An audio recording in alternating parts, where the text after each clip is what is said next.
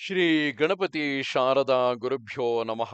ಯತ್ರ ಯೋಗೇಶ್ವರ ಕೃಷ್ಣೋ ಯತ್ರ ಪಾರ್ಥೋ ಧನುರ್ಧರಃ ತತ್ರ ಶ್ರೀ ವಿಜಯ ಭೂತಿರ್ಧ್ರುವ ನೀತಿರ್ಮತಿರ್ಮಮ.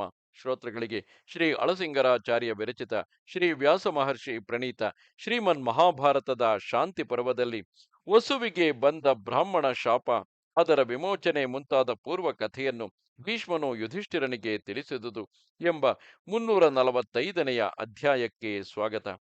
ಆಗ ಯುಧಿಷ್ಠಿರನು, ತಾತ, ವಸುರಾಜನು ಭಗವಂತನಿಗೆ ಪರಮ ಭಕ್ತನಾಗಿರುವಾಗ ಅವನು ಸ್ವರ್ಗ ಭ್ರಷ್ಟನಾಗಿ ಭೂಮಿಗೆ ಬಂದ ಕಾರಣವೇನು ಎನ್ನಲು ಭೀಷ್ಮನು ಹೇಳುತ್ತಾನೆ, ಕುಮಾರ, ಇದೇ ವಿಷಯದಲ್ಲಿ ಹಿಂದೆ ಋಷಿಗಳಿಗೂ ದೇವತೆಗಳಿಗೂ ನಡೆದ ಸಂವಾದ ರೂಪವಾದ ಇತಿಹಾಸವೊಂದನ್ನು ಉದಾಹರಿಸುವರು. ಈ ಭೂಲೋಕವು ಕರ್ಮ ಭೂಮಿ ಎನಿಸುವುದು ಎಂದರೆ ಇದು ಕರ್ಮಗಳಿಗಾಗಿಯೇ ಏರ್ಪಟ್ಟುದು. ಸ್ವರ್ಗವು ಭೋಗಕ್ಕಾಗಿಯೇ ಏರ್ಪಟ್ಟುದರಿಂದ ಅದು ಭೋಗಭೂಮಿ ಎನಿಸುವುದು. ಈ ಕಾರಣದಿಂದಲೇ ಒಮ್ಮೆ ಇಂದ್ರನು ಯಜ್ಞವನ್ನು ಮಾಡುವುದಕ್ಕಾಗಿ ಭೂಮಿಗೆ ಬಂದು ದೀಕ್ಷೆಯನ್ನು ವಹಿಸಿದನು. ಆ ಯಜ್ಞದಲ್ಲಿ ಪಶುವನ್ನು ಒದಗಿಸುವ ಕಾಲವು ಬಂದಾಗ ಬೃಹಸ್ಪತಿಯು ಪಶುವನ್ನು ಮಾಡುವುದಕ್ಕಾಗಿ ಹಿಟ್ಟನ್ನು ಕಲಿಸುತ್ತಿದ್ದನು. ಇದನ್ನು ನೋಡಿ ಮಾಂಸದಲ್ಲಿ ಆಸೆಯುಳ್ಳ ದೇವತೆಗಳೆಲ್ಲರೂ ಸೇರಿ ಬೃಹಸ್ಪತಿಯನ್ನು ನೋಡಿ ಇದು ಕೂಡದು ಎಂದು ನಿರ್ಬಂಧಿಸಿದರು. ಆಗ ಋಷಿಗಳು ಅವರನ್ನು ನೋಡಿ, ಬೀಜಗಳಿಂದ ಯಜಿಸಬೇಕೆಂದೇ ವೇದಗಳು ವಿಧಿಸುವವು. ಅಜವೆಂದರೆ ಬಿತ್ತಿದರೆ ಮೊಳೆಯಲಾರದ 7 ವರ್ಷದ ಹಳೆಯ ಧಾನ್ಯವು, ಅದರಿಂದಲೇ ಎಲ್ಲಿ ಯಜಿಸಬಹುದು. ಆಡನ್ನು ಕೊಲ್ಲಬಾರದು. ಪಶುವನ್ನು ವಧಿಸುವುದು ಸಜ್ಜನರ ಧರ್ಮವಲ್ಲ. ಅಲ್ಲದೆ ಇದು ಪವಿತ್ರವಾದ ಕೃತಯುಗವು. ಈಗ ಪಶುವನ್ನು ಕೊಲ್ಲುವುದೆಂದರೇನು ಎಂದನು. ಹೀಗೆ ಋಷಿಗಳಿಗೂ ದೇವತೆಗಳಿಗೂ ವಾದವು ನಡೆಯುತ್ತಿರುವಾಗ ವಸುರಾಜನು ಮಾರ್ಗವಶದಿಂದ ಅಲ್ಲಿಗೆ ಬಂದನು. ಅವನಾದರೋ ತನ್ನ ಪುಣ್ಯ ಬಲದಿಂದ ಅಂತರಿಕ್ಷಚಾರಿಯಾಗಿ ಬಂದವನು. ಸಾವಿರಾರು ವಾಹನ ಸೈನ್ಯಗಳೊಡನೆ ಅಲ್ಲಿ ಕಾಣಿಸಿದನು.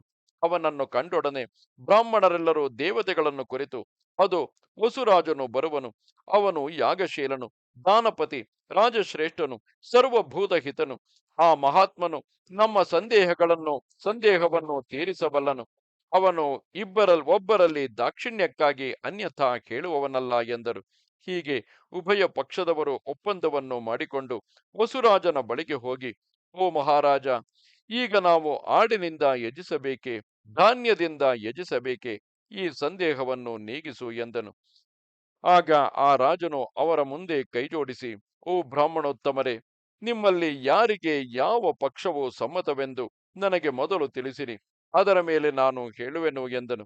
ಆಗ ಋಷಿಗಳು, ಧಾನ್ಯದಿಂದ ಯಜಿಸಬೇಕೆಂಬುದು ನಮ್ಮ ಪಕ್ಷವು, ದೇವತೆಗಳಿಗೆ ಪಶುಯಾಗವು ಸಮ್ಮತವು. ಇದರಲ್ಲಿ ಯಾವುದು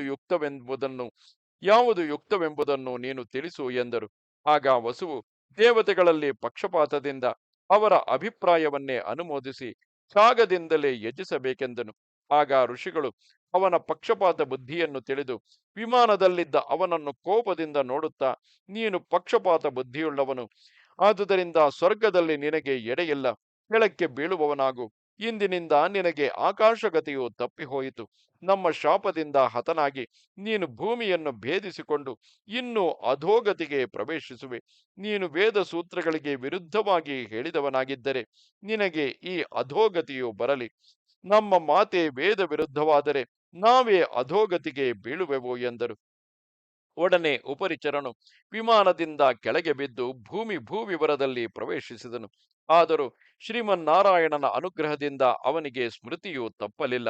ದೇವತೆಗಳೆಲ್ಲರೂ ಸೇರಿ ಆ ವಸುವಿಗೆ ಶಾಪ ವಿಮುಕ್ತಿಯ ಮಾರ್ಗವೇನೆಂಬುದನ್ನು ಚಿಂತಿಸತೊಡಗಿದರು. ಆ ರಾಜನ ಸುಕೃತದಿಂದಲೇ ದೇವತೆಗಳಿಗೆ ಆ ಬುದ್ಧಿಯು ಹುಟ್ಟಿತು. ಆಗ ಅವರು ತಮ್ಮೊಳಗೆ, ನಮಗಾಗಿ ಈ ರಾಜನಿಗೆ ಈ ಶಾಪ ಉಂಟಾಯಿತು, ಇವನಿಗೆ ನಾವು ಏನಾದರೂ ಪ್ರಿಯವನ್ನು ಮಾಡಿಯೇ ತೀರಬೇಕು ಎಂದು ನಿಶ್ಚಯಿಸಿ ಸಂತೋಷದಿಂದ ಆ ವಸುವನ್ನು ಕುರಿತು, ನೀನು ದೇವತೆಗಳಲ್ಲಿ ಭಕ್ತಿಯುಳ್ಳವನು, ದೇವಾಸುರರಿಗೆಲ್ಲ ಶ್ರೀಹರಿಯು ಗುರುವೆನಿಸುವನು. ಅವನು ನಿನ್ನಲ್ಲಿ ಸಂತುಷ್ಟನಾಗಿ ನಿನಗೆ ಶಾಪ ವಿಮುಕ್ತಿಯನ್ನು ಉಂಟು ಮಾಡುವನು. ಆದರೆ ಬ್ರಾಹ್ಮಣರನ್ನು ಯಾವಾಗಲೂ ಗೌರವಿಸಬೇಕಾದುದು ನಮ್ಮ ಕರ್ತವ್ಯವು. ಅವರ ತಪಸ್ಸು ಫಲಿಸದೆ ಬಿಡದು. ನೀನು ನಮ್ಮಲ್ಲಿ ಪಕ್ಷಪಾತವನ್ನು ತೋರಿಸಿದುದರಿಂದಲ್ಲವೇ ಸ್ವರ್ಗ ಭ್ರಷ್ಟನಾಗಿ ಭೂವಿವರವನ್ನು ಪ್ರವೇಶಿಸಬೇಕಾಯಿತು. ತನ್ನ ಶ್ರೇಯಸ್ಸನ್ನು ಕೋರುವವನು ವೇದ ಸೂತ್ರಗಳಿಗೆ ವಿರುದ್ಧವಾಗಿ ಹೇಳಬಾರದು. ನಮ್ಮ ಪಕ್ಷವನ್ನು ಹಿಡಿದುದರಿಂದ ನೀನು ಈ ವ್ಯಸನಕ್ಕೆ ಗುರಿಯಾದೆ. ಅದರಿಂದ ಈಗ ನಾವು ನಿನಗೆ ಒಂದು ಅನುಗ್ರಹವನ್ನು ತೋರಿಸುವೆವು.